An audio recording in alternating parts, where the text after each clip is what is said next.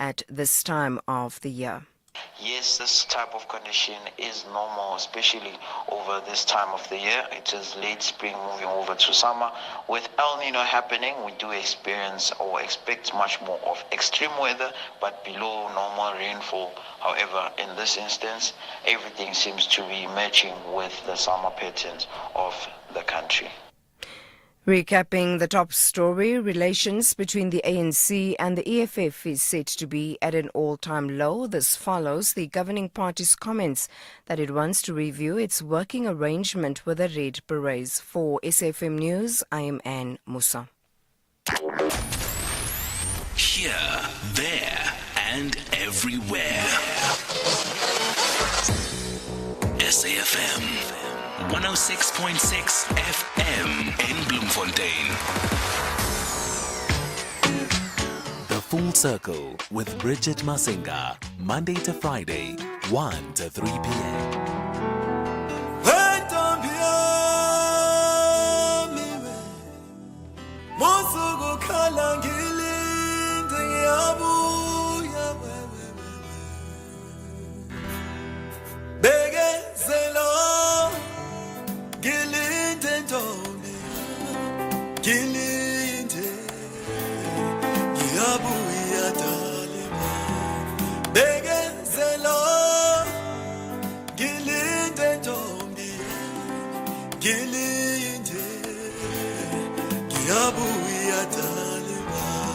Shova malanga kuphelunga ngibona isithandwa sami nakugcina kudala isithandwa sami ngikukhumbula shova malanga kuphelunga ngibona isithandwa sami nakugcina kudala isithandwa sami ngikukhumbula bekezela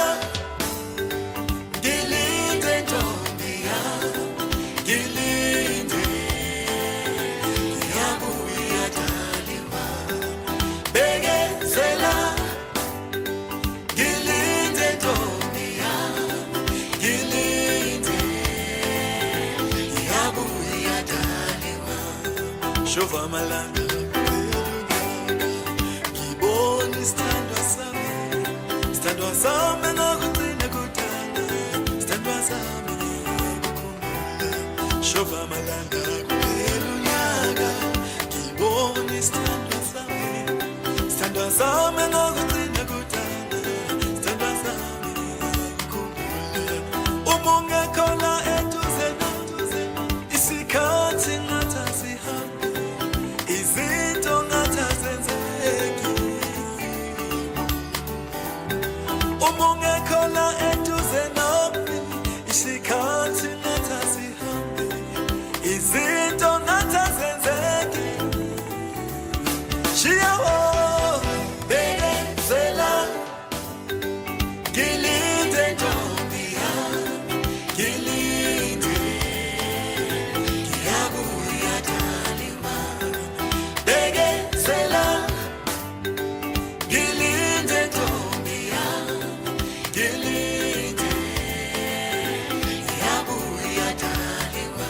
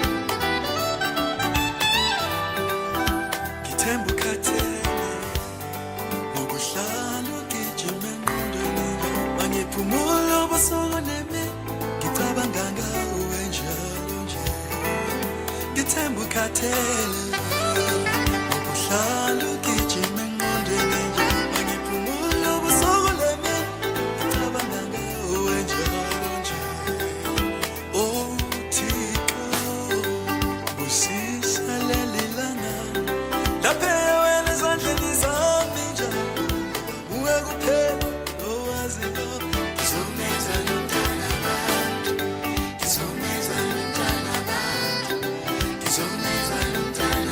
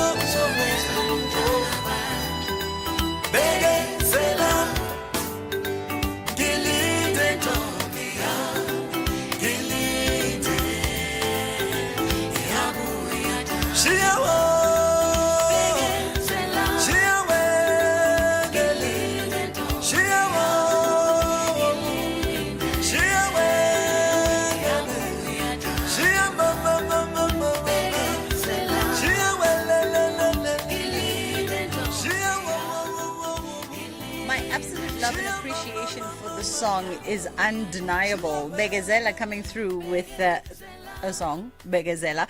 He is Zimbabwean born, specifically from Bulawayo.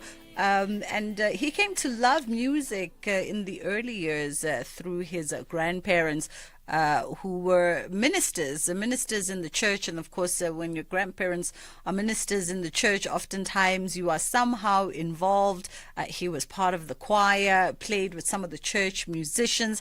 And back in 2008, he moved to South Africa to pursue his music career right here in Johannesburg. And then, of course, you know how the story goes, as told by many artists, through the years of struggle to try and get music out and try and build a name for yourself. But this song is absolutely, and it also gives me that vibe, and I don't know, perhaps one day we should place a short telephone call with Begazela, because it gives me that vibe. It's very reminiscent of Ringo Madlingozi. It's very sort of reminiscent to me of those great Afro pop soul producers and singers. I'm even picking up elements of Vusi Nova there, and I wonder if he drew any inspiration, of course, from those South African crooners. That is how we open up the show this afternoon.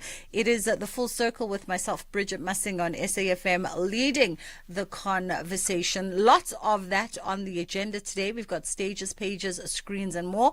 We're taking a look at Pula, the musical that is being staged out at the South African State Theatre. We are also going to be talking around prostate and testicular cancer today on the other side of 2 o'clock. It should be an interesting conversation. In fact, we always find anytime we indulge a conversation around particularly physical health as it pertains to the male gender, that gender, that species, they are always very much involved, and we do appreciate it, gentlemen. So after 2 o'clock, it's all about you. But for now, though, we are going to be having a conversation with the South African Society of Psychiatrists, and really just trying to assess, the mental state and the mental toll that must be at play right now during the war in the Gaza. And it's something that perhaps we don't think about because we sit from a point of privilege as South Africans. But if this is your lived experience at the moment, where you are in the midst of a country at war, it definitely must do something to the psychology and the mental health of those, particularly those vulnerable citizens in the country. 061-410-4107, that is our WhatsApp line if you'd like to send through a voice note, or 086-000-2032, that is the number you can call us on if you'd like to go live with us. Ford is turning 100, and there's never been a better time to buy a brand new Ford. We're giving away 100 vouchers worth an amazing 50,000 Rand each, and the sensational grand prize of us paying for one lucky winner's Ford. It's the celebration of the century. Visit a Ford dealer, buy a new Ford, and win. T&Cs apply. Open the Absa Cash Invest Tracker account and earn the best rates in the market. More than the top 10 money market funds' average returns. Enjoy unmatched advantages at an interest rate of 8.9% per annum. Plus, if you open your account today, you could win your share of 15 million Rand in luxury travel experiences for two. Yes, you heard right. A trip for you and your partner. My Bank does that. Open yours today in less than 5 minutes on the banking app, at your nearest Absa branch, or consult your private banker or call 0860 111 515. Absa is an authorized FSP and a registered credit provider. T's and C's apply. Dear Africa Chipembe, Siyabonga. Rialeboga. Thank you for experiencing the Rugby World Cup France 2023 in your language of choice on SABC radio stations and SABC TV channels. This journey is fulfilling and exhilarating when you are on board. The front row belongs to Africa Tonga. Brought to you by SABC Sport. For the love of the game.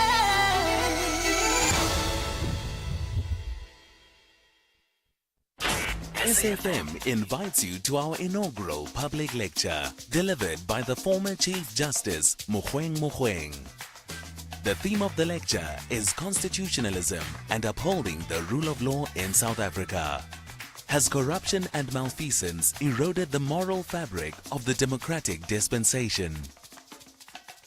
The lecture will take place on the 29th of November 2023 at the SABC M1 Studios in Johannesburg. Secure your seat by emailing us at info@safm.co.za.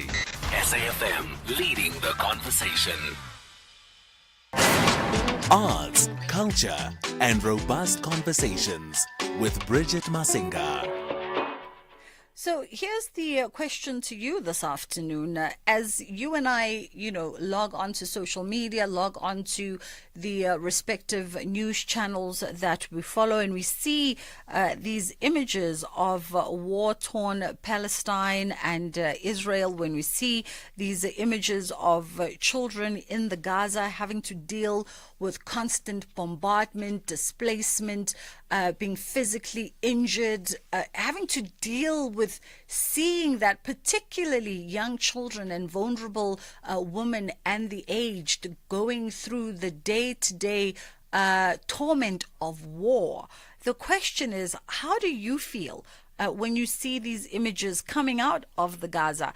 Are you desensitized at all right now? Do you feel any empathy, any sympathy towards those who are literally in the thick of war right now? Or it's just another day, you just turn the channel and forget that you even saw that child crying in sheer desperation? That is the question to you today. 0614104107. Share your thoughts with us on our WhatsApp line, or you can always call us on 086-000-2032.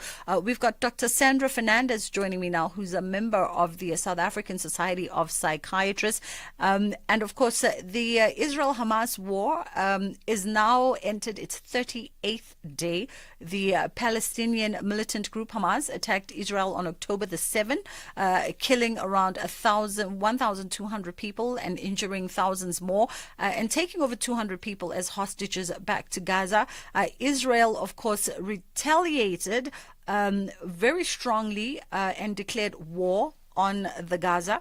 And since then, there has been more than 11,000, tens of thousands, in fact, as argued by the Palestinian sides, of Palestinians that have been killed, mostly children, women, the aged have been left vulnerable, displaced, homeless, injured, people losing entire families all at once. And Dr. Sandra, I can't imagine sitting here in Johannesburg dealing with hail. I can't imagine, and I don't want to imagine, what it might be like to be in a country that is in a constant state of war, where bombs are ringing minute after minute after minute. Good afternoon, Bridget. Can you hear me? Yes, I can. Thank you for having me on your show. And you asked how we should be feeling. And perhaps I could just start by expressing how I feel. I feel deeply disturbed by the immense trauma that is resulting in this profound human suffering. We see it every day in front of our eyes. We hear it on the radio. We watch on television. We watch in horror. We experience a complete sense of helplessness and hopelessness, and even trauma ourselves, almost a form of secondary trauma. But I just want to emphasize that by no means does this compare to the daily trauma that the people of Palestine are being subjected to.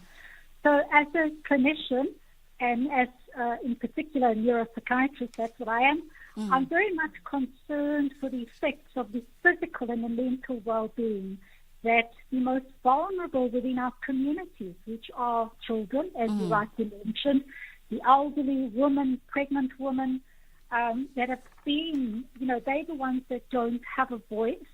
And so it is our collective responsibility to speak out against these horrors that are, that the Palestinian people in particular are being subjected to, but I would add in there Israel too. So that's just in context. That's how I am feeling today when you ask that particular question. How do we even begin, Dr. Sandra, how do we even begin to comprehend the psychological state that war creates? I think we shouldn't entirely forget that South Africa comes from a history of trauma as well. So we have a legacy from apartheid where we are also ourselves having to grapple with the long-lasting effects of the trauma that happened to Black people in this country. So we're not immune to the effects of trauma. Within our own very society, we have very high rates of violence. But in itself, it doesn't really even compare to the ongoing, as you mentioned, the constant bombardment, watching people, entire families being completely decimated and wiped out. And so I think what we need to understand is that these vulnerable communities become at huge risk where they develop things like post-traumatic stress disorder and various other types of severe mental illnesses too, as a result of the endless cycle of trauma that is taking place. Absolutely. Yes, go ahead. No, continue, Doc. I was just I wondered if you would like me to perhaps talk a little bit about how post-traumatic stress disorder, how it kind of affects the psyche of individuals and society at large. In fact, I was going to ask you that was my interjection to say, surely the permanent long-term effects of this, and as you rightfully say, we've dealt with our own trauma, but it doesn't even compare to what being in a full-scaled war might be like. And if we're dealing with generations of lifelong post-traumas, what is going to be dealt by those in this situation right now? Exactly, and that's what we have to grapple with, this horror that we're seeing. So, post-traumatic stress disorder is really kind of like a flight and fright sort of response to a perceived threat that results in a whole kind of dysregulated systems that take place. And as a result of this, people experience a whole lot of variety of heightened emotional experiences. There's a sense of imprinting within the psyche and within the actual DNA of people. And it is as a result of these changes that take place that people then learn certain maladaptive coping mechanisms in order to prevent having subsequent trauma. But the reason why I kind of wanted to just highlight this, and being as a neuropsychiatrist, I'm interested in the neurobiology. So the neurobiology with research actually shows that constant exposure to trauma, and here we're talking about a different almost degree and severity of trauma, that actually results in structural changes in the brain. So in other words, there are specific deep-seated areas within the brain that actually become changed. The neurochemistry changes, the developmental adaptive sort of mechanisms go awry. And it's important to keep this in mind because in the context of Palestine, in particular Gaza, 50% of the population is under 15. So if we're looking at a population that is so young, we're talking about populations that have essentially been born within that structure, that very maladaptive structure with no restriction of movement, no freedom whatsoever. And those intergenerational traumatic experiences, research actually showed us from the time of the Holocaust that due to epigenetics and intergenerational trauma, that the trauma was passed down to the descendants of people that were in the Holocaust. So here, in particular in Gaza, in the context of Gaza, you've got children that are the descendants of the initial refugees from the time of 1948. They have never been out of Gaza. So you cannot leave Gaza. You are there as it's been described, and it's not my words, but by David Cameron. It's the largest open-air prison, and by a very famous sociologist in Israel, that it is a concentration camp. But it is this constant barrage of trauma that people are subjected to that actually results in distinct changes in actual DNA and the coping maladaptive mechanisms that people then have to develop, with subsequent developments of depression, high levels of depression, high levels of anxiety, high levels of suicide rates. Trauma also shows us that you become at increased risk for developing a whole lot of other medical conditions, such as cardiovascular diseases and cancer and other forms of inflammatory diseases. So we're really talking about a system that is so interconnected, not just at the individual level, but becomes completely integrated into the societal level. And that's the difficulties and the horrors that we are having to kind of imagine, which is, it's kind of difficult for us, but that's what somebody there is going through. Absolutely. Churchill, let's throw it to you in Umtata. How are you doing this afternoon? I am okay, Bridget. I'm fine. Yes, go ahead, Buti. Look, I when you're looking at those images on TV, and I've just stopped watching them.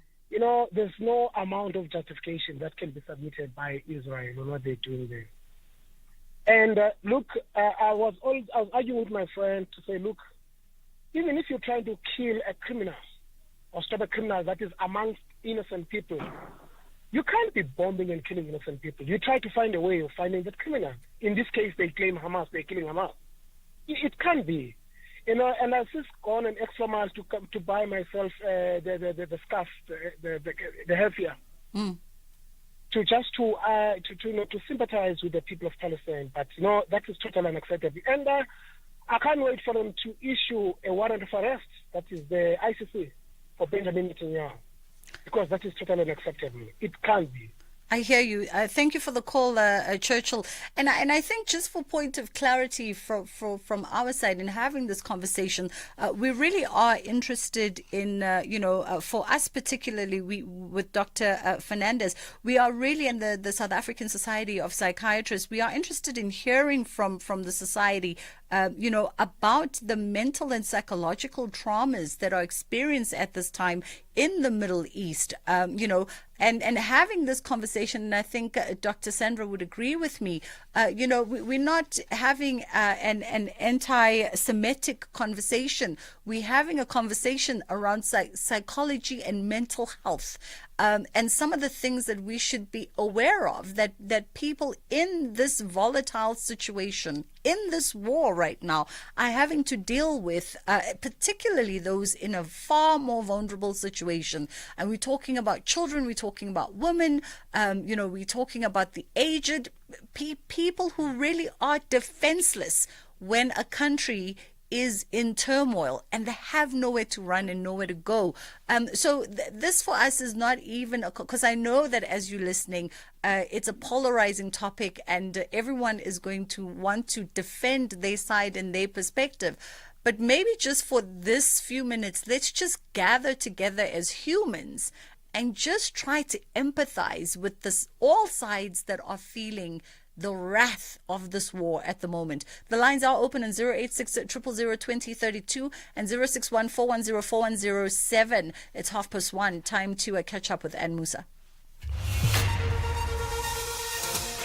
Good afternoon. Thanks, Bridget. In the headlines, a fire is rapidly spreading out of control in a northwesterly direction towards Oppermansgronde near Koffiefontein in the Free State. The province has been ravaged by fires in recent years. Relations between the ANC and the EFF are set to be at an all-time low after the governing party's comments that it wants to review its working arrangement with the Red Berets. And thousands of cancer patients at Tygerberg Hospital in Cape Town are set to benefit from a state-of-the-art Linac radiation machine that has been unveiled at the hospital. I'll have details on these and other stories at 2. You are listening to The Full Circle. It is the Full Circle. The lines are open on 086 000 2032. And of course, you can always WhatsApp us your views and your perspective on 061 410 4107. We are in conversation with Dr. Sandra Fernandez, who is a neuropsychiatrist and a member of the South African Society of Psychiatrists, who have weighed in their voice in as far as the war in the Gaza is concerned. And really their point of departure is conscientizing us around the mental and psychological effects and traumas that those caught up in this conflict are having to deal with on a day-to-day basis. In fact, Doc, in your concerns, you also state that when people feel a sense of helplessness and there's no escape from a situation, it creates a sense of profound powerlessness. So I think, if we look at the context of Gaza and Palestine themselves, not is it only your own inner sense of profound sense of nihilism, but it also is where you feel that you've been left, you have not been protected by the structural factors, the structural systems that should be in place in society. So I think people feel a great sense of helplessness, not really knowing where to turn to, not having any safe passages in order to be able to have some remittance of any form of symptoms of trauma or post-traumatic stress, and not even really post-traumatic, it's really an acute stress, ongoing reaction that they've been subjected to. So these will not only have immediate effects on the people in terms of just immediate physical effects, but there are more sort of the more long-term psychological effects which result in various emotional distress states, interpersonal difficulties, inability to have a developmental process, especially for young children and adolescents, where there is a healthy environment where you're able to be free, to develop ideas, etc. All of this is curtailed. So there's a whole, not just your own sense of complete helplessness, complete physical, perhaps, injuries and things, but also a whole system of where there's a destruction of the entire fabric of society with loss of complete, materials and human capital and families. Children that, for example, were used to being at schools. So UNRWA, for example, United Nations Relief Workers Agency, where they provided schools, they were sought as havens of protection. They had soup kitchens and things, especially for the more even vulnerable, which are the refugees within Gaza itself. And now all of that has been taken away. So there is no higher protection. There is no umbrella over Gaza that can even advocate for these people that are just completely left on their own. Yeah. So I think in terms of the South African Society of Psychiatrists, they have put out a statement in terms of speaking out against this mass destruction of people in Gaza. And, it's really important as clinicians because we need to see it. It's a public health crisis, actually. It's a public health crisis in terms of physical public health crisis. So in other words, the development of secondary diseases as a result of not having food and water, etc. But it's also an emotional and a mental health crisis that is going to result in profound development of ongoing sort of serious mental illness, psychological maladaptation, children being brought up in environments where entire families have been wiped out. Yeah. So this is kind of the place that we need to kind of bear in. That's the context. Yeah. Lebogang, out in KZN, you say this evokes memories of apartheid for you. Yes. Actually, if you look at the scenes that you see, especially in terms of when you look at those Israeli soldiers, when they hold or arrest those Palestinians, there's a picture that actually relates to what we've actually experienced in this country. Even though some of us we grew up in the townships, even though we're still young, but we can still picture that, and then now it creates this feeling of sadness, Yes, Absolutely.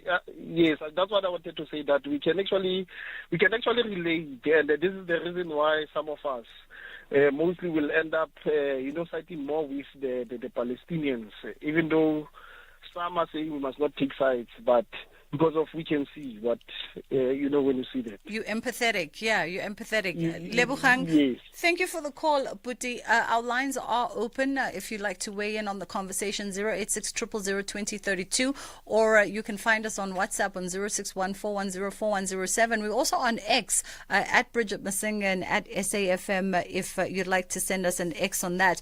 Dr. Sandra, what does one do, for instance? I think that the visuals, no matter what side you are on, when you see visuals of a toddler, no matter what perspective because this is one of those issues. It's difficult to say that there is neutrality in a situation like this. There might be reason or some kind of reasoning, but it tends to divide a global citizen into one side or another. But when you see images of toddlers, as we have seen over the last 38 days, images of toddlers, of babies that are barely able to speak, in a full state of shock, in a full state of just like riddled with tears because they can't articulate what they are feeling at the moment.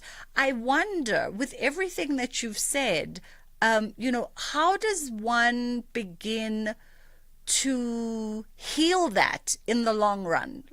After all the bombs have stopped and the bullets have stopped flying and, the buildings have been resurrected again, how does one begin to heal that trauma that a 2-year-old, a 3-year-old can't even express in this moment? Absolutely, Bridget. So I think it's important that, in terms of our advocacy for the most vulnerable, the advocacy of somebody, whether they're in Gaza or they're anywhere else, should be the same. And it shouldn't come with any preconditions or constrained consideration that takes into account sort of religion, culture, and ethnic groups. So I think that it is quite, we can have this conversation where we are able to speak out against the system, and that system are not the individual people and are not any form of religious aspect of any person. It's really the system. Just as much as during the apartheid days, there was huge, fighting back against what the system was doing to the people in South Africa. And it was through those speaking out that people were eventually liberated due to also other external factors of pressure and all of these things. But coming back to the little child that is overwhelmed with trauma, and it's quite sad that even within the classification of post-traumatic stress disorder in our particular classification system, that there is a sort of a criteria for children under the age of 6 years of age. So it's quite sad that we even have to have this conversation. But unfortunately, that's the reality. And children under the age of 6 they are pre-verbal, so they don't have the vocabulary to really put any of those emotional responses into words. They also don't have the capability at such a young age to form any significant kind of memories of the trauma that's taking place. So all that's happening is an overwhelming sense of emotions. And if the attachment figures, if their families are completely wiped out, there's no one there that really is able to mirror and to be able to mirror those symptoms to those children, to be able to give them, as slowly developing the vocabulary, to be able to put those emotions into words. So at the end of the day, going back to what I talked about the neurobiology, is that these are children that are going to have indelible marks in their psyche within their own DNA structure. And that is going to result in ongoing psychological effects for the rest of their lives. Dr. Sandra, We have to leave it there for this afternoon. Unfortunately, I fast run out of time, but you've definitely given us, I think, a healthy perspective by which to continue engaging this conversation and considering the human impact and the human devastation on both sides, particularly those that are in vulnerable positions. It's just gone 22 at 2 o'clock on the Full Circle. Please do keep your voice notes coming. We'll try and play them out throughout the course of the show. Let's take a quick break and then we come back on the other side of this and we quell our temperatures a little bit with stages, pages, screens and more. Yo, November. It even starts with the word no. No parking, no patience, no prices for locals, nowhere without a tourist. And nobody knows how to drive. It's November. So, we're charging no fees for 6 months when you sign up for a 10x retirement product in November. No fees, no drama, just results. Speak to a retirement expert today. 10x your future. 10x is a licensed FSP. T's and C's apply. Have you seen our upgraded currency with enhanced security features? Identifying a genuine banknote is easy. Just look, feel and tilt. Hold the banknote against the light and look for the Big 5 watermark unique to each denomination. Feel the race print on Madiba's portrait and tilt to see the security thread change color. For more, download the SA Reserve Bank Currency app and spend your money with confidence. Our money, our pride. SA Reserve Bank, connecting us. We are going to Durban when Bafana face Benin in the FIFA 2026 World Cup qualifiers. On Saturday, 18 November at the Moses Mabhida Stadium. Gates open at 12 p.m. and tickets are available for 50 Rand for adults and 20 Rand for children at Ticket Pro. Come dressed in your national colors to support Bafana to win prizes. If you are not in Durban, catch the game on SABC 1 at 3 p.m. Also available on sabcsport.com. Let's have the conversation. WhatsApp voice notes on 0614 104 107. And Bridget, it's really hard to actually describe how war affects you emotionally. But if you've ever had your place broken into and your privacy infringed, and then you have sleepless nights wondering whether they're going to come back, well, multiply that by 100, and then you will understand what it's like. But yeah, I'm just wondering, the people who instigated the 7th of October attack, I don't believe that they realized the veracity that the response would have and the total death count and everything. But I definitely do believe that when you have like the thing that's going around, a little baboon slapping a lion on his back, they would never be able to defeat the lion, but they've got the emotional response from the world that they were looking for. Because, but the price that they paid, 11,000 people to get the attention on themselves, I don't think it's worth it. Bridget Masinga on SAFM.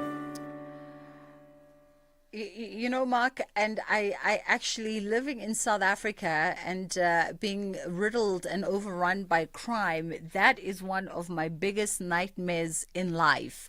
And I can only but imagine the sense of anxiety and, as you say, the sense of not feeling safe in your own home, in your own space. And then you multiply that. I think even 100 is a moderate multiplication. I think you multiply that into infinity, and we probably, sitting here, you and I, probably would still not have a comprehension of the magnitude of the emotional trauma that people are going through right now.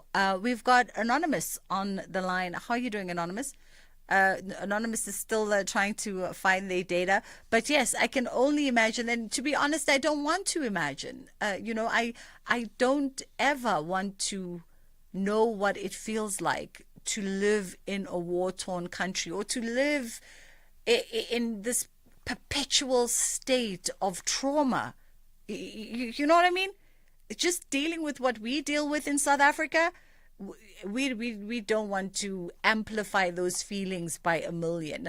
086 000 2032, that is the number you can call us on, or 061 410 that is our WhatsApp line if you'd like to send through a voice note. We always welcome your voice notes because we also want to gauge your tone when you say things so that we can understand you better. So please do feel free to share your perspective with us on WhatsApp. By the way, today is World Diabetes Day. I'm not sure if you were aware of this. It's World Diabetes Day today, and it was first introduced as a day of awareness back in 1991, founded by the International Diabetes Federation and the World Health Organization in reaction to the rise of the cases of diabetes worldwide. In South Africa, there has been a call for heavy levies on sugar items, so heavier sugar tax on items such as cool drinks, etc. And there was some kind of promises of such back in 2018. I don't know how much has been levied within the sugar industry, but there's also been pushback from that particular industry, saying that, citing loss of jobs and instability, profit margins, etc., etc., etc. But a lot of people who are advocates and who work in the health sector also say that's hogwash. There are over 50 countries in the world where there are heavy sugar taxes, and it's had no adverse effects in the sugar sector or in the sugar industry as a whole. And they are calling for government to do more in legislation, sugar, taking similar steps as they've taken with tobacco, and seeing the results of that over 20 years. We've lessened those numbers significantly, in fact, by half.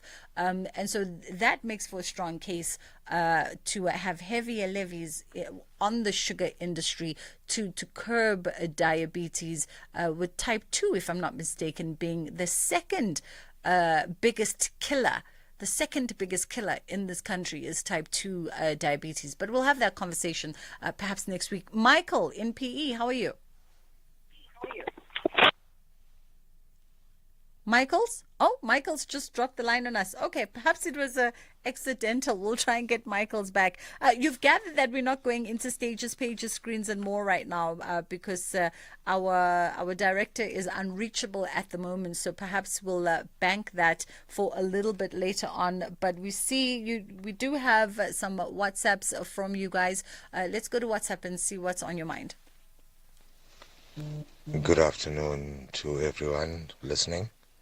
I concur with some of the previous callers and also don't agree with some of them.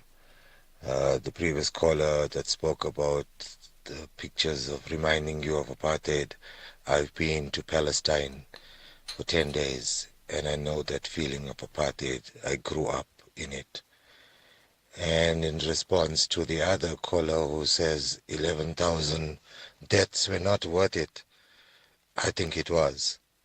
For 75 years of occupation, 11,000 to get the world to notice. There are 2 million people there in Gaza. 11,000 is nothing. Thank you. Hello, good day, Bridget. It's Namfundo. Looking at those images, it really depressed me. It depresses one, what kind of a country can do that to the children, to the babies, and the Caspers, the military, the trucks.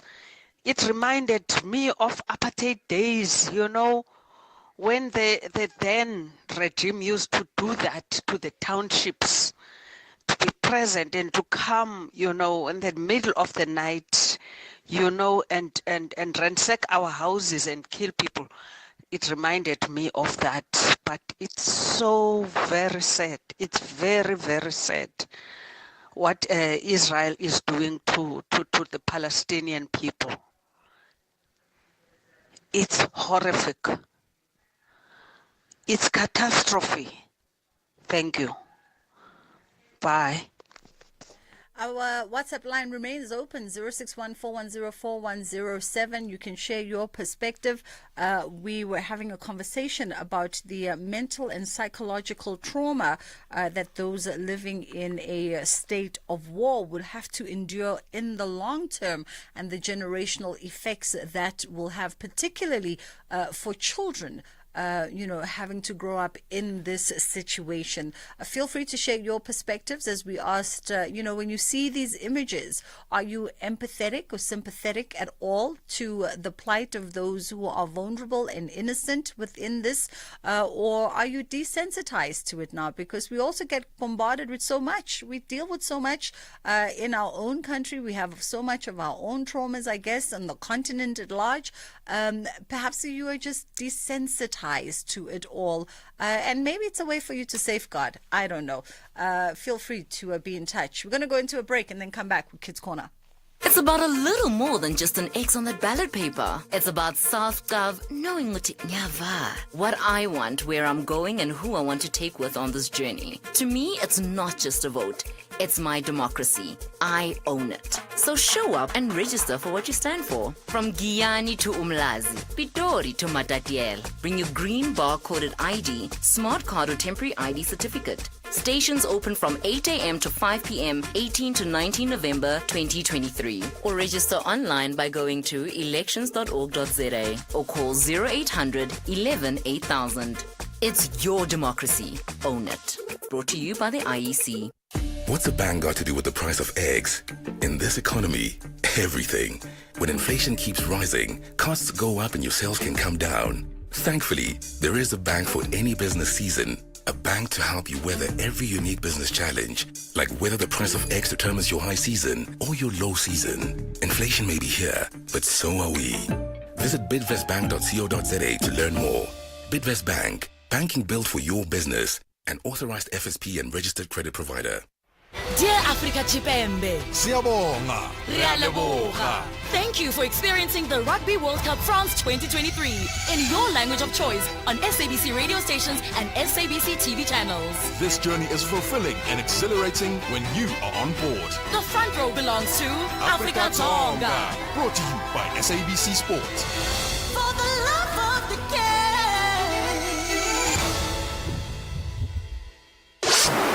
This program is brought to you by SABC Education, enriching minds, enriching lives.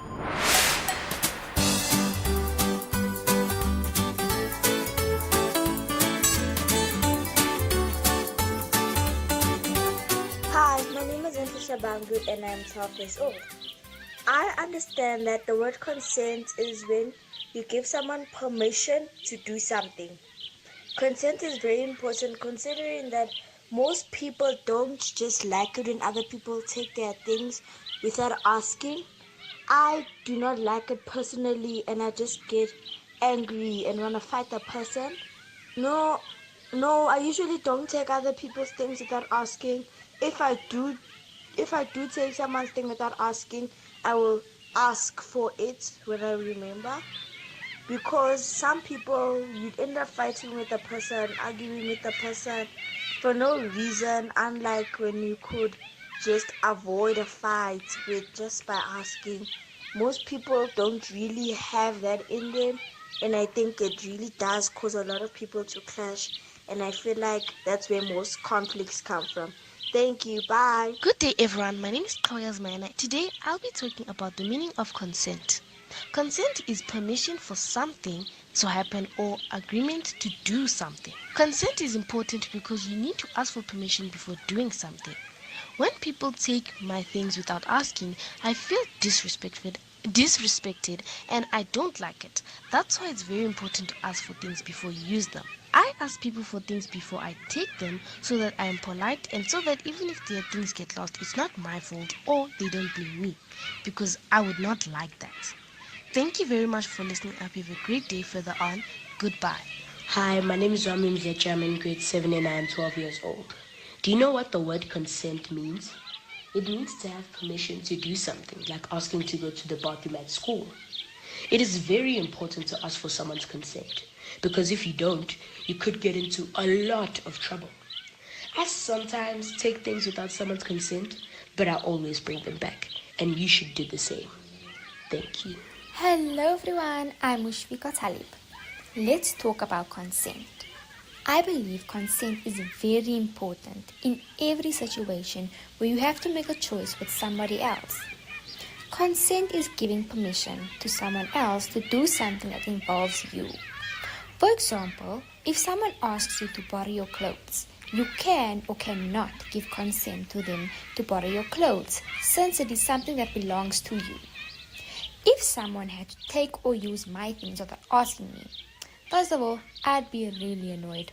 Because why are you taking my things? That's not right. And it shows you have no manners.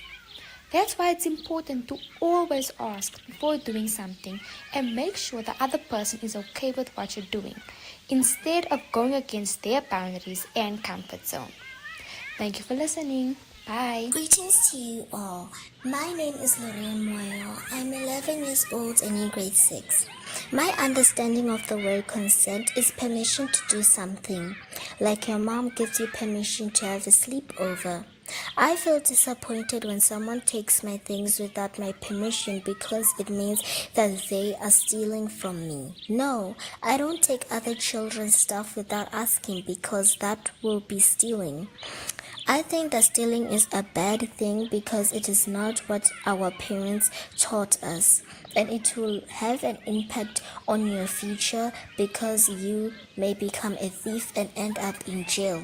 So please don't take anything that doesn't belong to you. Ask first and respect things that do not belong to you.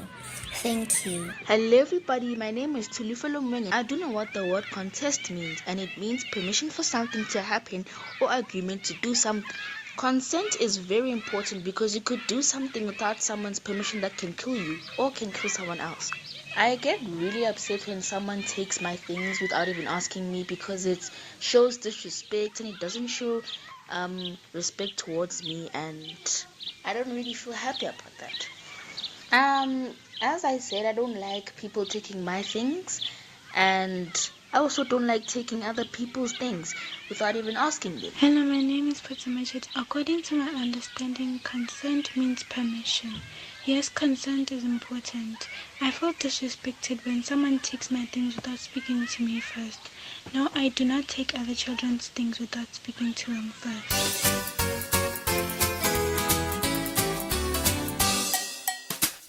Hello friends, today let's chat about a super important concept called consent. Imagine consent as a magical agreement, like a spell that makes sure everyone is on the same page and feels comfortable. Consent means all the parties involved agree willingly and enthusiastically to do something together. It's like casting a magical spell where everyone says, yes, I'm totally on board with this. Now, why is consent so important? Well, it's like the golden rule of respect and communication in our magical world. Respecting boundaries. Consent is a way of showing respect for each other's boundaries. It's like having an invisible force field that keeps everyone safe and comfortable. Clear communication. It ensures that everyone understands what's happening and is okay with it. Consent is like giving each person their own magic wand. It empowers everyone to make their own choices and feel in control of their magical journey. Consent builds trust among friends, partners, and magical companions. It's the foundation of positive relationships. It's like casting a spell for positive and joyful experiences.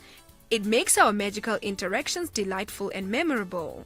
Remember, always seek and give consent in all aspects of your magical adventures, whether it's sharing secrets, playing games, or anything else. Make sure everyone is on board with a cheerful yes before diving into the enchantment.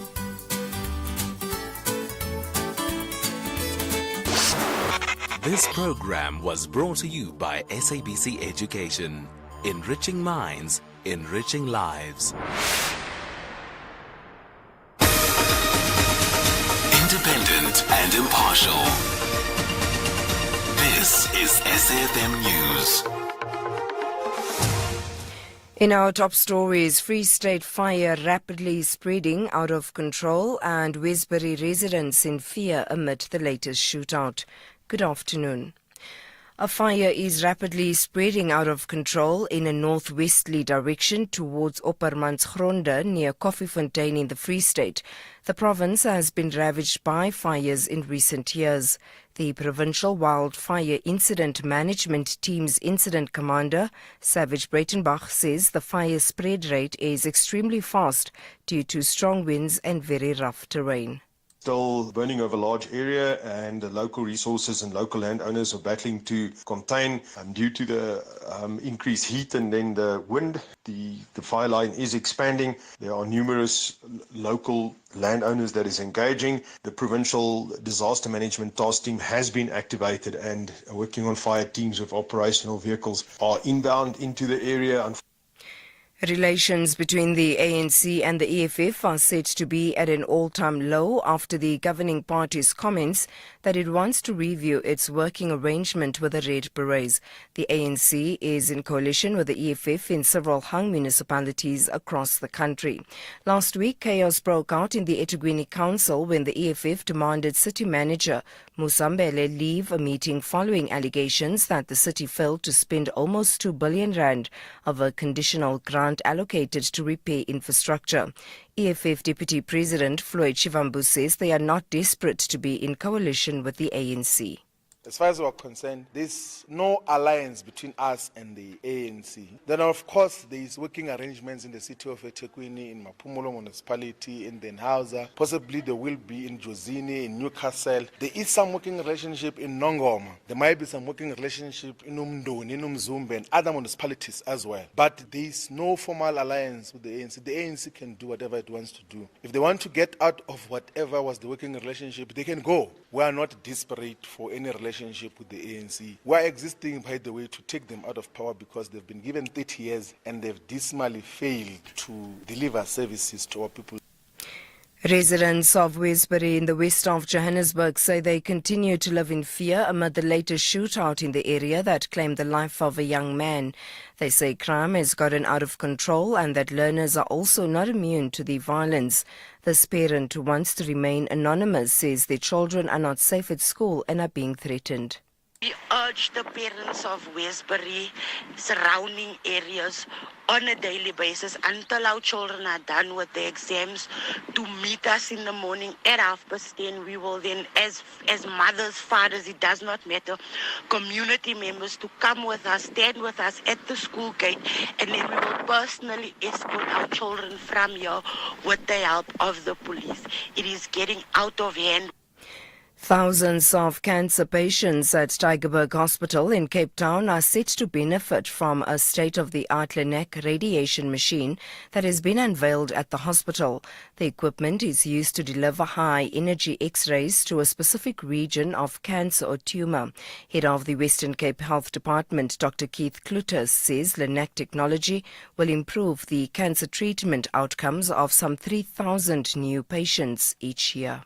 The basic thing of what we do here is to give cancer patients the best possible chance for quality of life and for recovery. And if you understand that, then the team knows what is available at their disposal to assist them to restore quality of life for patients. The right technology in the hands of the right people at the right time enables big advancements in the care of our patients as they receive it. And finally, Nigeria has missed payments on interest and capital of more than $304 million since a July coup and its suspension from regional financial markets. That's according to data from the West African Regional Debt Management Agency. Nigeria has been suspended from the regional financial market and the regional central bank by the Economic Community of West African States and the West African Monetary Union following the military coup in July that ousted President Mohamed Bazoum. ECOWAS has also imposed severe economic and financial sanctions on the junta, including cutting off its access to the state's accounts with the regional central bank, and has threatened to use force to restore constitutional rule. Recapping the top story, a fire is rapidly spreading out of control in a northwesterly direction towards Oppermansgronde near Koffiefontein in the Free State. For SFM News, I am Anne Musa. Here, there, and everywhere. SAFM 106.2 FM in Tohoyandou.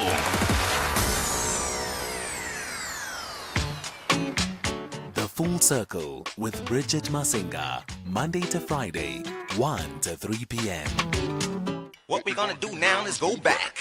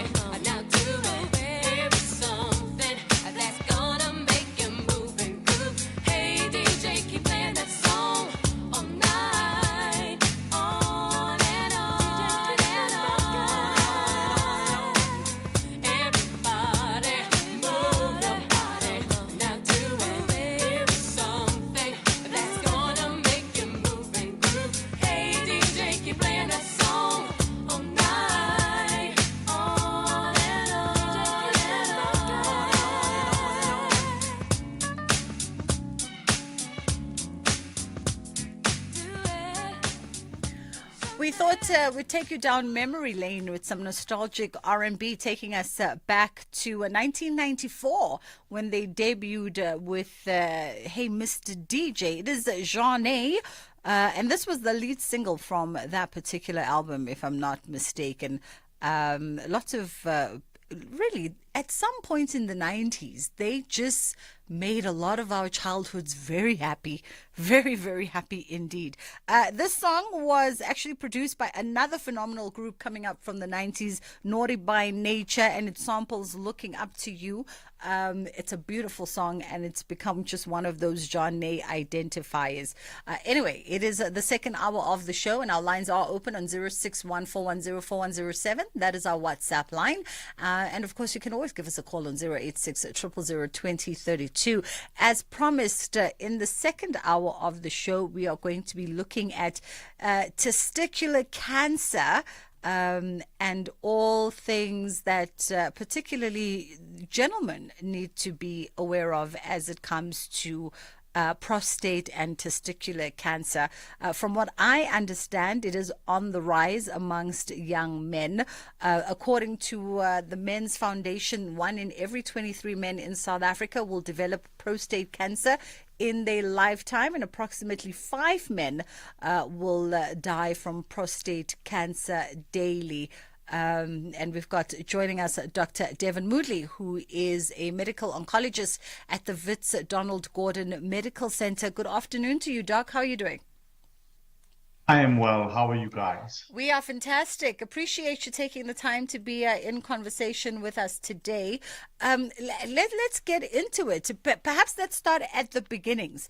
Just trying to understand when we talk prostate and testicular cancers, what are we talking about? And second to that, maybe some of the factors, whether environmental or genetic, that cause cancer of this form. So they're a little bit different in that regard. So let's go with testicular cancer first. Testicular cancer is a malignancy that occurs within the testes. Okay, they tend to be a cancer that's quite high rates in developed countries and lower rates in developing countries. Okay, so you'll get, like, for instance, a little bit higher in the Scandinavian countries and a little bit lower in the African countries. Okay. Factors for testicular cancer include developmental abnormalities young in life, when you're born with developmental problems like developmental abnormalities in that area, including if you've got a hernia in that area, birth-related factors. And then there's, the chemical exposures when you're young. If you've had a family history that has no increase in the risk of testicular cancer in this scenario. And so that's usually what testicular cancer is all about. Prostate cancer, on the other hand, well, that does have a little bit of a inherited component, particularly in the scenario where prostate cancer is probably the parallel of breast cancer in women. Okay, so therefore there is a genetic component to this, and also if your dads have prostate cancer, so then you have a higher risk of getting prostate cancer, and therefore screening becomes vital in this scenario.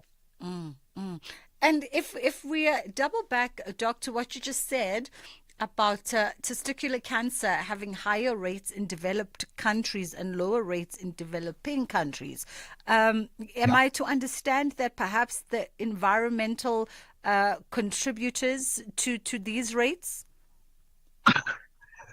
Oh, excuse me, sorry about that. Well, there are a few environmental factors, okay? As I say, one of the problems is there can be chemical contributors, there can be chemical compounds that increase cryptorchidism, which is a developmental abnormality within the testis itself, can increase your risk of having these cancers. And so I think all of that contributes to the development of testicular cancer. Also in developing countries, I think many of these kids don't survive or get the care, and often it may even go undiagnosed. So it's not exactly, you know, clear cut I in see. terms of why this may be. Oh, I see. I see. Now, in terms of the signs that one must be looking out for, what should one be on the lookout for, whether physical or otherwise? In testicular cancer, I think there's usually patients present with a mass on the testis. Okay, that's about the only way you're going to pick this up um, yourself. Okay, and under those circumstances, you would then go to see a doctor, and usually that doctor would be a urologist, and then they may do a sonar of the testis, and then they would do a biopsy, and then the biopsy would tell you, in essence, whether you have a testicular cancer or not. And once they made that diagnosis, they'd want to see a little bit about staging to see if the cancer's there, only in the testis, if it's larger than a particular size, and if it has spread to the nodes or other organ systems. And so the first part about this is clinching the diagnosis, and that requires usually a biopsy. And it's often done with under sonar guidance, or usually so that you confirm the presence of something before you go to theater and remove a mass. Sometimes the diagnosis is made just by doing a sonar and then sending them to theater and actually extracting the entire mass. In terms of like testing, right? There's been arguments, particularly if you look at women and breast cancer, for instance. You used to be encouraged to start sort of your mammograms at a later stage, but more and more women are being diagnosed earlier, in their early 30s at times. So there's now a call for women to, perhaps start testing even a little bit sooner than what used to be advised before. Is it the same kind of messaging in as far as men are concerned? Well, for testicular cancer, there isn't really a screening program. All right. So what happens? Patients who present with a mass go and get tested, and that's how you find it. Okay.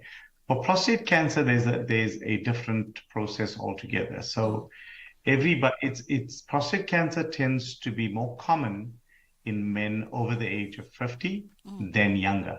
Okay. So once you reach 50, it's a common disease. And the reason why we screen people over the age of 50 is it's initially subclinical. So what that means is it does not present, but it is still there. So therefore, what we recommend is that once you get to be over 50, screening using a blood test is important, very important. Okay.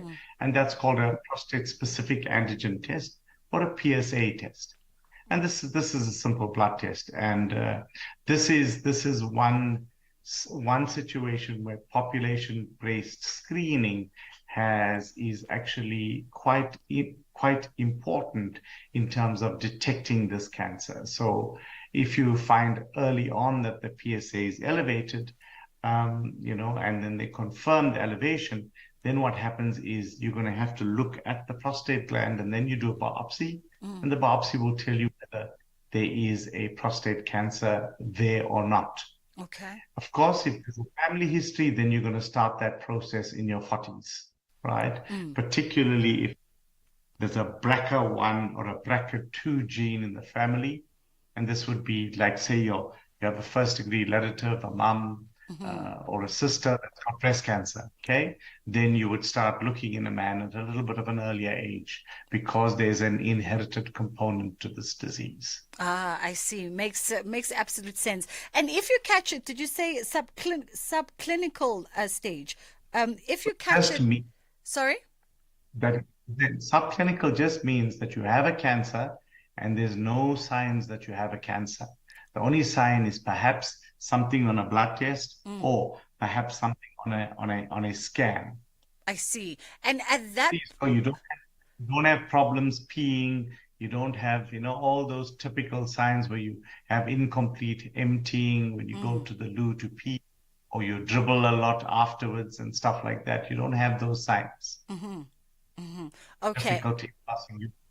And that would be the sub. And at that point, Doc, I presume if you catch it at that point, there's Then no need to treat at that point. Well, there is a need to treat. Okay, so when you make the diagnosis, you then have to see, okay, what is the disease process? What is the grade of the disease? How much disease is there? And yes, under certain circumstances, it's okay. It's okay if there's low-grade disease to watch them for a while. But for the most part, when you tell somebody they have a cancer, very few men opt for active surveillance. Okay, most men, when you tell them they've got localized low-risk disease, they tend to go for some kind of treatment, be that brachytherapy, which is a form of radiotherapy to the gland, or a radical prostatectomy, or something like that. So those are treatment options for localized disease that's classified as very low risk. Of course, if there's things, then you do a biopsy and you find out on the biopsy that it's high risk disease, okay, and the high risk is defined by what the PSA numbers are, what the Gleason scale is on the biopsy specimen, how big the tumor is it a T1, a T2, or bigger than a T2C, then those things would go towards a more intermediate or a high risk scenario. Under those scenarios, then you're not anymore going to offer the patient what we call active surveillance, but you would be moving towards some kind of definitive treatment.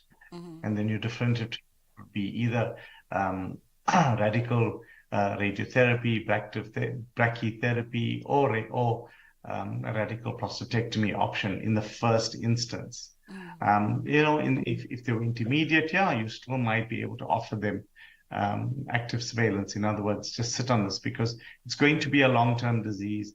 All these treatments we give people are not without its own warts. So we kind of have to sit and counsel patients. Okay, this is what the treatment means. This is what the consequences are of the treatment for your cancer. And therefore, it's important to know what the pluses are, what the cons are, and then you make an informed decision. Okay. 06141041007 if you have a question for Dr. Moodley this afternoon. Joining us, he's a medical oncologist at the Wits Donald Gordon Medical Center, or you can place a call on 086 000 2032. In as far as our communities are concerned, Doc, communities of color, how prevalent are these cancers amongst men? Well, these are very common cancers. I mean, there's a number of black men with prostate cancer. Okay, so it's a large number. Okay, and because it's a large number, we see more and more and more of these patients. Okay, and it's basically an age thing. As black men in the country tend to live older these days, their chance of getting a prostate cancer goes up. So that's always an issue. And so therefore, it's always nice to encourage our dads and our siblings to say, listen, guys, you need to be tested, because if you pick this up early, well, then an option for cure. Whereas when you pick these things up a little bit later, then although it is a slow growing disease, it is not likely to be cured, and it's likely that you're going to have to put up with therapy for a fair amount of time. Just doubling back on what you were saying earlier, because I think we also lost you in sound a little bit. So in as far as prostate cancer is concerned, of course, there's the genetic component to it. And then I think you were also just running through some of the physical signs, because I think sometimes men particularly will overlook physical symptoms of things and just shake it off all puns intended, and get on with the business of the day. But in as far as some of the physical signs that maybe should be cause for worry and further consultation.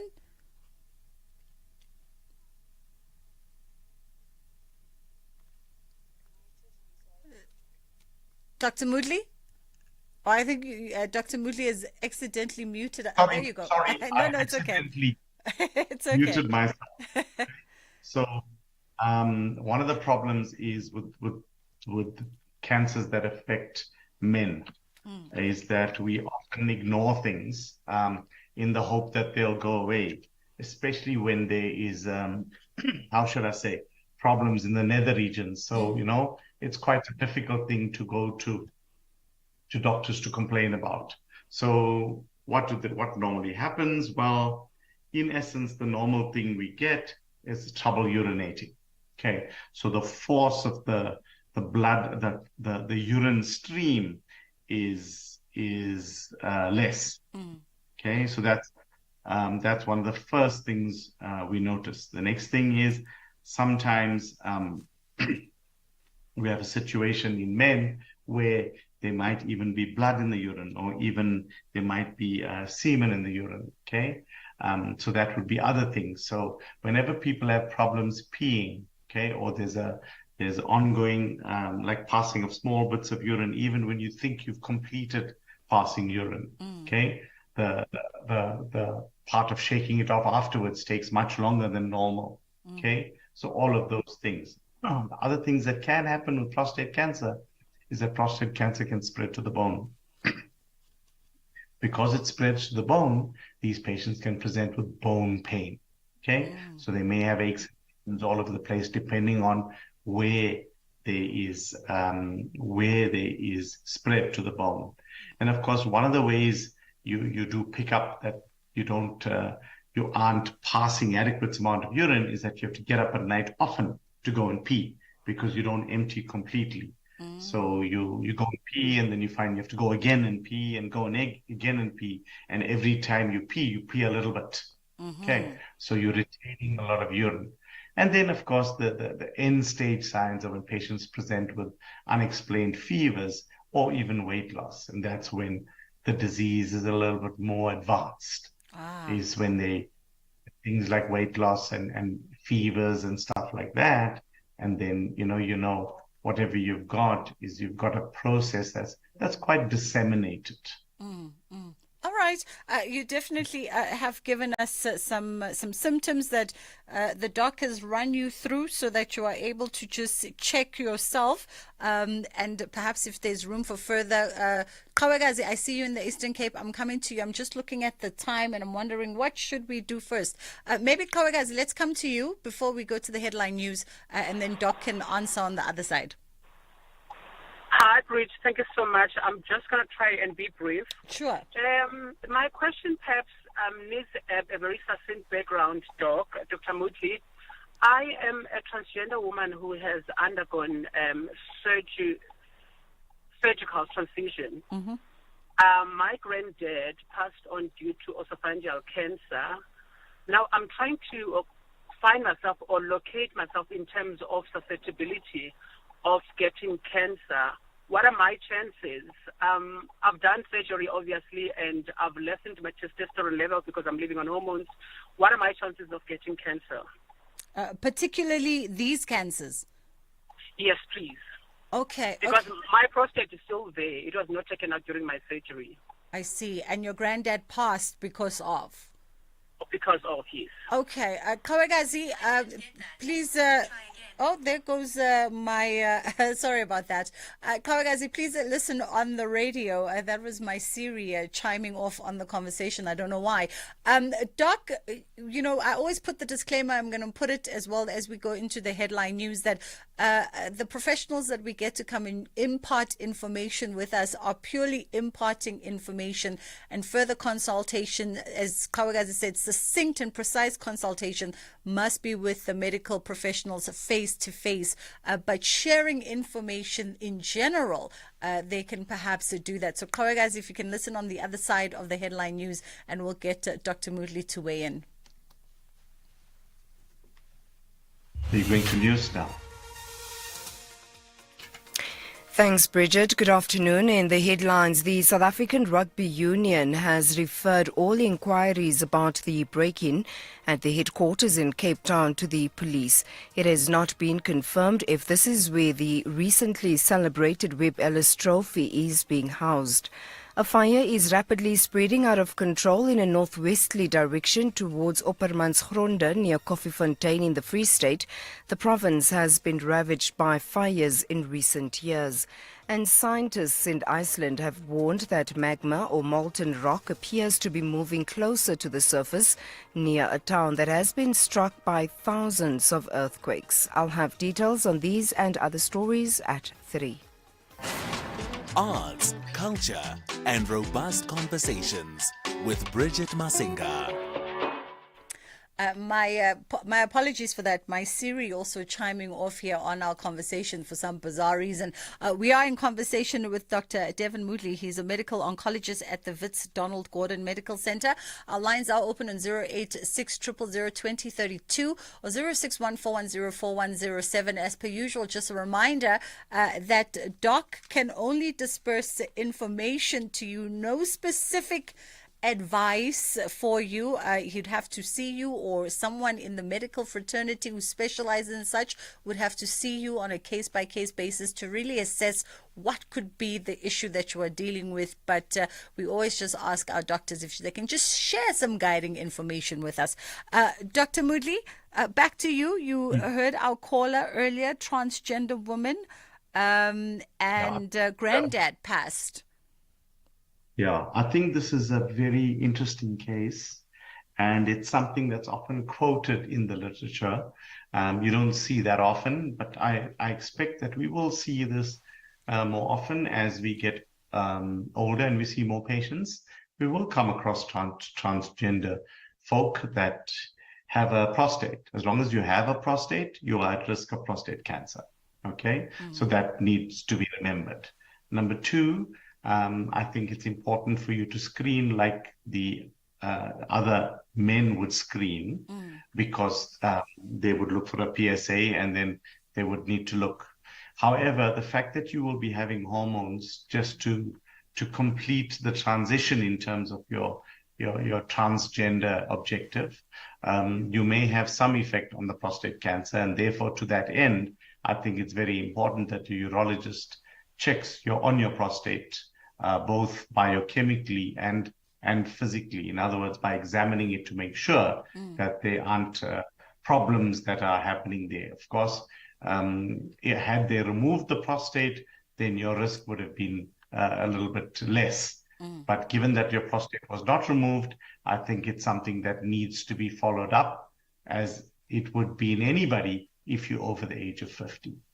May I ask, and my apologies for asking a question from a place of ignorance, and it's a follow-up to that inquiry and to what you've just said. If one is transitioning, Doc, if one is a transgender woman, are you able medically to, because I also don't know the male anatomy, so are you able to remove the prostate? Would it be something that is advisable, or would it be something that is not?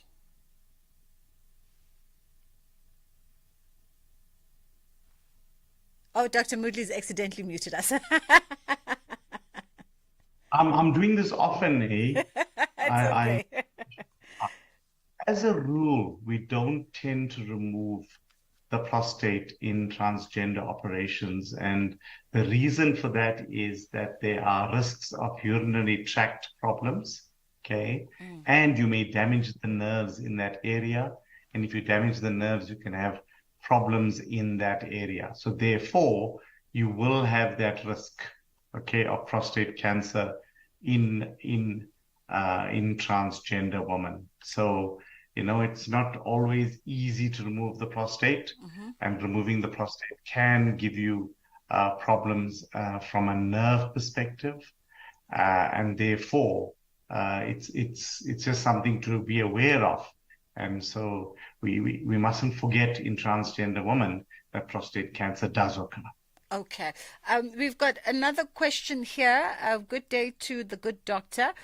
Could you please explain what could be the cause of my sickness? I wake up at night more than 40 times to pee. I must also push the pee. I started to experience the sickness back in 2011 until today. I went to the clinic, the hospital, but no help. And right now I'm on the list for a transfer to urology for next year, February. I'm an African male, 36 years old, and started to experience this back in 2011. Well, I think, again, your disclaimer has to come to the fore here. There could be many things that this gentleman is wrong with this gentleman that is causing him to have difficulty in terms of passing urine. I think one of the most important things is, yes, it might be a problem in the prostate area, and that might be as simple as an infection, and that needs to be treated, okay? Number two, I think there might be a prostate problem. It would be very unusual for somebody in their 30s to have prostate cancer, but prostatitis may be common. And then he may have a stricture for whatever reason, anywhere in the passage, all the way from the outside into the bladder, that may be causing him to battle to pass urine. So I think what he needs to do is he needs to see a urologist. Okay. And that would be the ideal person to see. Of course, it is a problem with the state system that it sometimes takes a long time in the system to get to the relevant specialist. But if you can see a urologist in the private sector, I'm sure somebody will see him, and then they can refer him to the state sector to the proper specialist for his problem. Makes sense. Good afternoon, Bridget. Can you please find out from the doctor, is it true that when you have a regular sexual intercourse, at least chances of you being diagnosed with prostate cancer are very less? I don't know about that. Sounds like an old wives' tale for me. If you have regular sexual intercourse, chances of you being diagnosed with prostate cancer? Okay, so regular sexual intercourse, it has to be a little bit more than that. So regular orgasms, and that's in excess of 20 times in a month, is associated with a decreased risk of prostate cancer.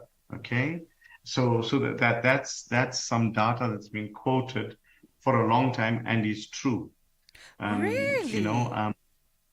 Now just do the logistics of having intercourse in terms of orgasms 20 times a month, and you will work out that actually, you're looking at 4 to 5 times in a week. And I mean, look at the average number of interactions a couple would have in a week. I don't know if that comes to the same number. So you'd have to be really committed to the cause to get to those numbers. I love how you put it, Doc.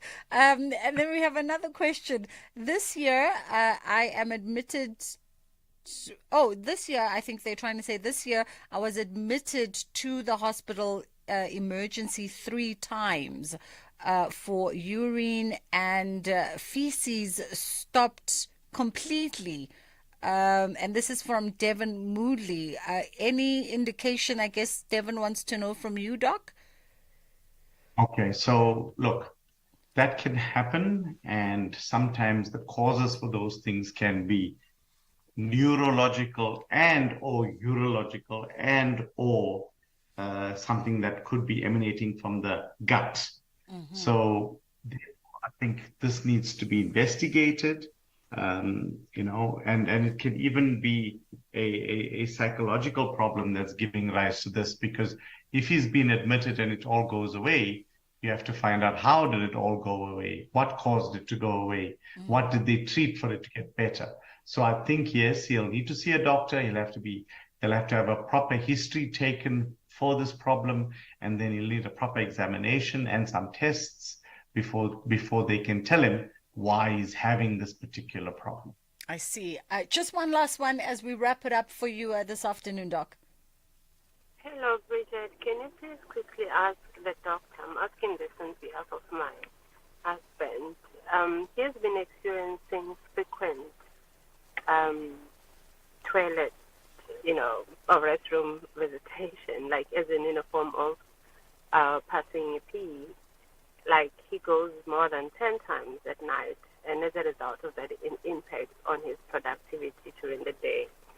So is that a sign of prostate cancer? He's 59.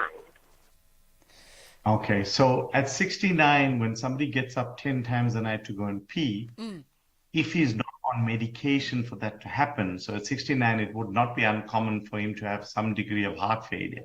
Then we give them a diuretic.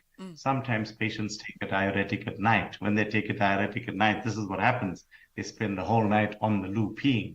So if that's not the case, then certainly a prostate problem is high on the cards.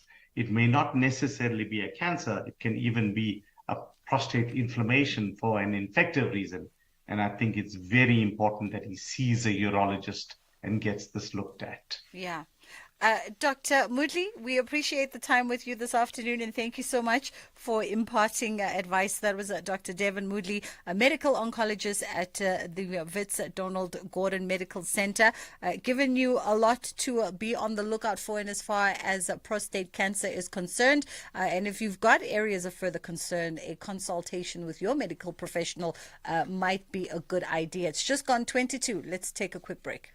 Catch the Insider SA this Monday evening at 6 as pastry chef Sahil Sigabin bakes up a festival of Diwali treats. And I hope you have a blessed one. Rudy Page passes his rugby passions onto his family. I'm beyond proud of my dad. My dad played for my country. And Loyiso Gijana put his all into music. That's what has communicated with people, is because I'm writing from my heart. That's the Insider SA this Monday evening at 6. Repeat Saturday at 1 p.m. and Sunday morning at 9 on S3.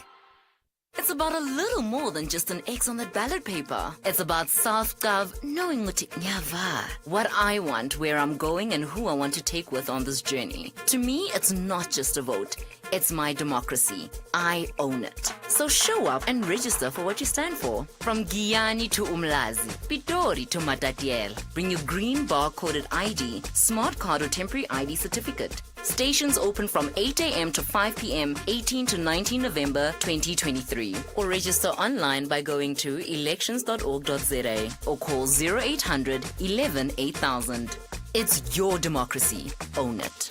Brought to you by the IEC. It's in those minds young and aflame, in the reach of those dare to reach, in the possibilities dancing just for you, in the eye and ear of a dream in fever.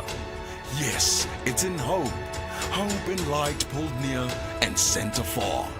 Yes, it's in hope, from us to you. SABC Education, enriching minds, enriching lives. SFM invites you to our inaugural public lecture, delivered by the former Chief Justice Mogoeng Mogoeng. The theme of the lecture is constitutionalism and upholding the rule of law in South Africa. Has corruption and malfeasance eroded the moral fabric of the democratic dispensation? The lecture will take place on the 29th of November 2023 at the SABC M1 Studios in Johannesburg. Secure your seat by emailing us at info@safm.co.za. SAFM, leading the conversation. Bridget Masinga on SAFM. Aldrin St. Pierre is in the house. How are you? I'm good. How are you doing? Bridget Masinga. Ngibona something going on here in your belly, but we're offline because I know Why did you go say to the belly? gym. You mustn't say belly because I belly used is the right word. No, this is not a belly. This is a stomach. Flat stomach. You used the right word. What's coming up today? Coming up on the show this afternoon, we look at the unemployment statistics that have been released by Stats SA. So a slight decline in the unemployment figures by 0.7% to now 31.9%. So we'll be speaking to the Statistician General, Risenga Maluleke, who's going to join us just after 3 o'clock.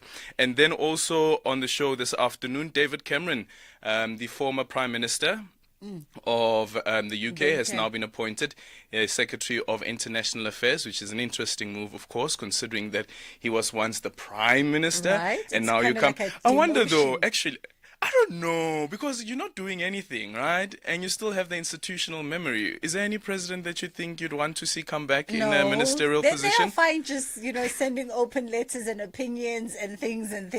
I think presidents should just do that. Just, run your foundation. Oh, and you want to then- tell me out of all of the presidents we've had in this country, there's no one that you'd like to see No, come they're back okay. They must enjoy to retirement. to serve the nation? No, Because they must remember that serve they us still as get a- paid. They must serve us as umkhulu nabo malume. Just when you have to go account to umkhulu, ukuthi, why did you do that?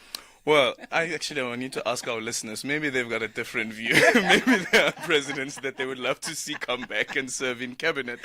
And then also, the SIU appeared before SCOPA, and this is on the Giyani Water Project, and looking into the appointment of the company LTE Consulting that was initially appointed, listen to this, on an emergency basis. The contract was awarded to them at 90 million, right? Later on, they got another contract. The contract was extended to 2.2 billion. Whoa! 90 million, 2.2 billion. That's a jump.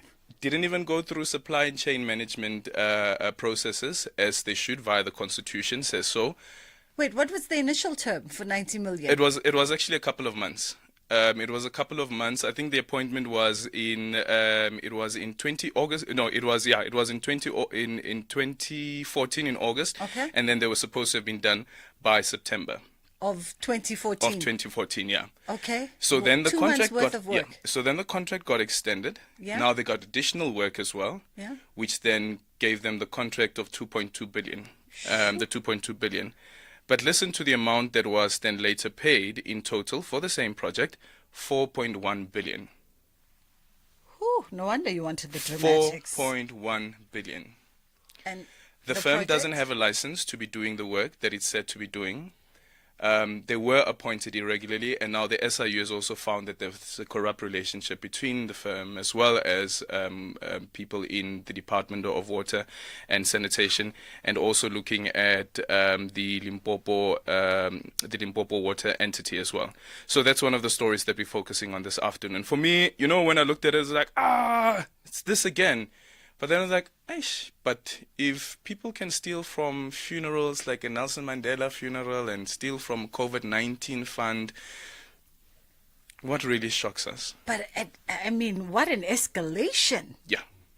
Yeah. I mean, from 90 to 2 points to then 4 points. And we're speaking here about a basic necessity, a need, water. And the people of Giyani are still reeling Without as good it water. stays. Yeah. Shoo. What a wowza. That's coming up on Beyond the Headline today with Aldrin St. Pierre, numbers that we can't even comprehend. I wonder if you are listening to us out in Limpopo right now, how furious you are, hearing that number and then having to go to the water tank to go get water. Speaking about water tanks, Yes. the boreholes. Yeah. The boreholes, they paid around, overpaid by 7 million just for 5 boreholes. 5 boreholes. What a wowza. That's coming up on Beyond the Headline with Aldrin St. Pierre. Tune in for a conversation on diabetes on Afternoon Express. We're joined by physician and endocrinologist Dr. Jocelyn Hellig to unpack the common symptoms and risk factors of this disease. Plus, we look at how to manage diabetes through lifestyle choices with dietitian Kath McGaw. That's Afternoon Express this Tuesday at 6 p.m. only on S3. Repeat Sundays at 8:30 a.m.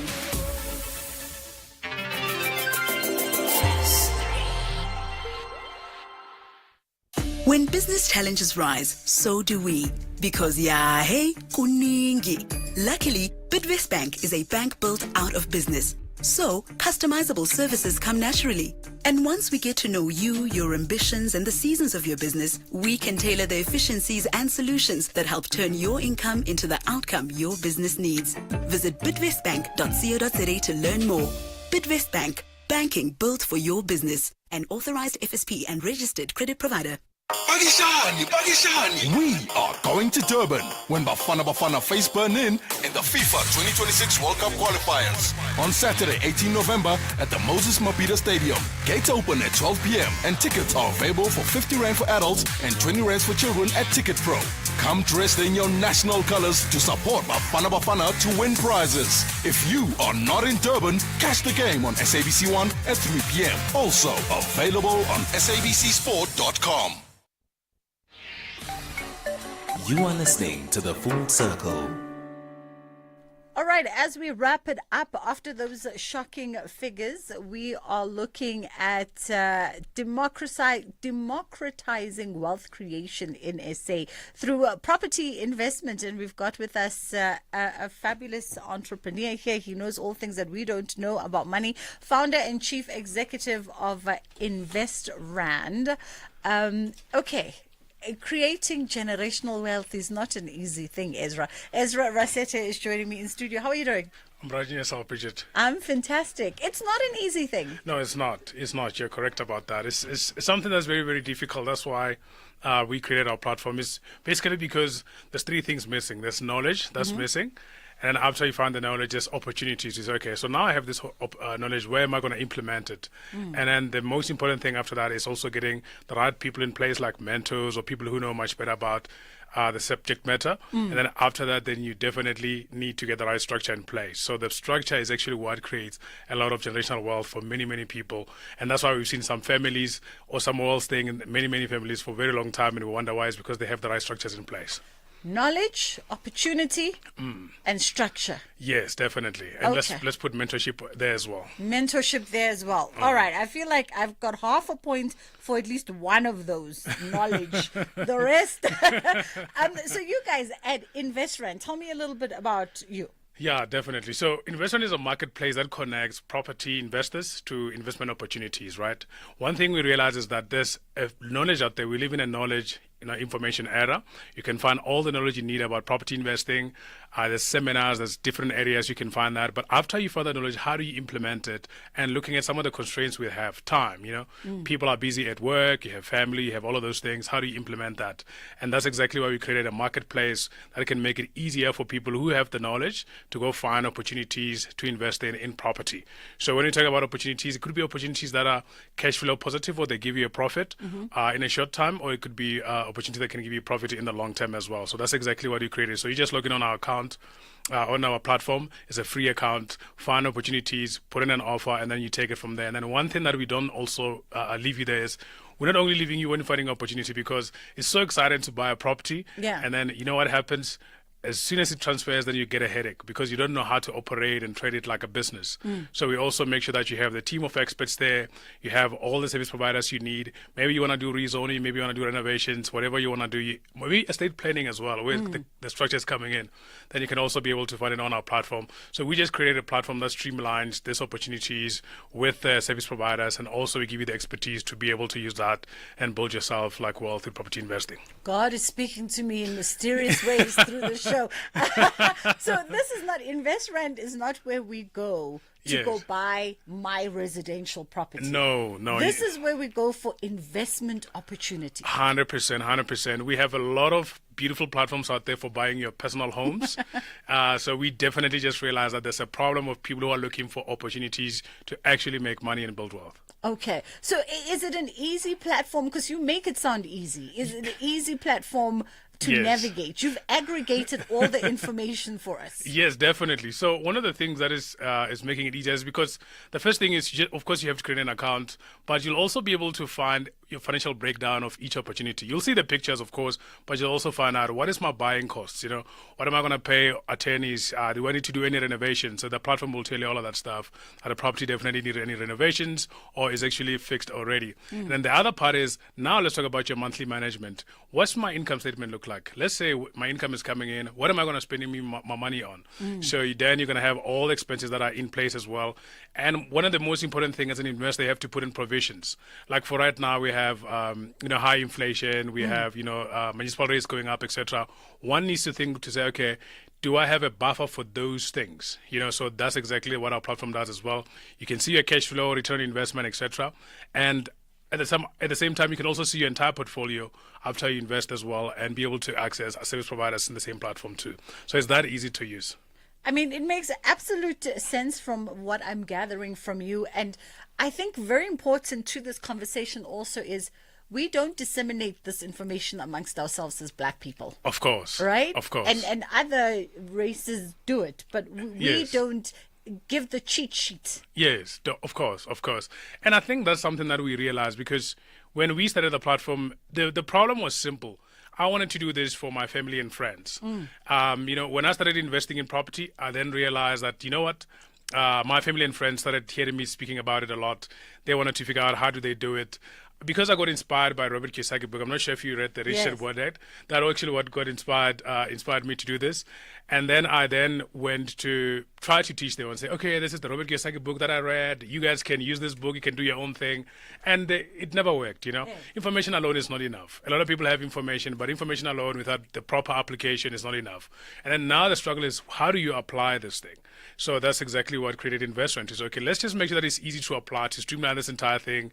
Yes, from knowledge, but you're also going to end up having something that you own, and you basically know that you have an investment that you can point out at the end of the day and say, I own something. Yeah. And, interestingly enough, I've seen so many, when you talk about your family, I've seen so many, younger black entrepreneurs try different methods that are not kind of the usual model. Yes. I saw a guy once share on Twitter how they started a family stokvel. Oh, yes. And started buying property, yes. just him and his mom and his aunts, and subsequently he's now a tenant to his own family stokvel. Yes. And I was like, that's genius. I know. And those are some of the vehicles people can use, by the way, to make sure that they, building wealth as a family. And it's a beautiful thing. Stokvel is basically one of the best partnerships that is well known to many black people. Mm-hmm. So it's a partnership, basically. You just come in together, you have an agreement on how things are going to be going. I encourage a lot of people who come to our platform and they want to do partnership. Maybe 2 people want to do partnership, or 5 people or 10 people. Just have the right structure in place. And one of the most important things that people need to know, don't get into this partnership without knowing how you're going to exit. If interests change down the line, then you need to know, so what do I need to do right now to, go a separate way, or not use the stokvel anymore? That's also another thing. But if you do it like that and you have the right structure, then you can go very, very far. I love how Ezra keeps going back to those 3 premises that he entered with: knowledge, opportunity, structure, and of course mentorship. In the final moments, Ezra, we fast run out of time. Some of the difficulties that perhaps particularly people of color in South Africa face when they want to get into this property game, because it's not the easiest thing to get into as an investor. Definitely. So I think it's still coming back to the same 4 things. Yeah. To be honest. And I know it sounds cliche, but it does. It's like people need to just find the knowledge. And then as soon as they find the knowledge, then they need to apply and find opportunities. If you find opportunities, then you can find the right people who can help you, expertise, and also with the right structure, then you can be able to build something that you can leave in your family for a very, very period of time. And I think that's exactly why investment is important now. We're just putting it out there so we can transform some of those things that have been stuck for a very, very long time. And I have to put something out there. Right now, we have a big retirement and saving crisis, because a lot of people are using their entire money. 7 out of 10 people utilize their entire income, and they get into credit cards every month. Yeah. So that means, and also, here's another stat as well. There's a lot of people right now who cannot afford to buy homes, because especially young people. Like the average home buyer right now in South Africa is 36 years old. So, and that person's buying a house for 1.1 million rand. So with that said, that means a lot of people have this affordability. And then they end up turning into something they call it, maybe I have to rent something that I can stay in, and then I can own something that I can rent out to somebody. So that's exactly what leads them to invest. And they say, okay, now that I have some affordability, what can I do to make money out of this, make myself some additional income, and then, improvise while I still have a salary, while I'm still in a good place, and I can be able to use that to build wealth for myself and also build for my retirement. We're going to have you back, whether it's physical or on the telephone, because we're pressed for time today. But we're going to have you back and continue this conversation. I've got a personal interest in this particular conversation. And I'm sure that a lot of you listening also would like to see what opportunities lay there for you. But for today, we have to wrap it here. Aldrin St. Pierre is standing by to come and bring you Beyond the Headline. Of course, Dumi also joining the team there. From us, inshallah, God willing, we get to do it again. Here, there, and everywhere. SAFM 106.2 FM in Zanin.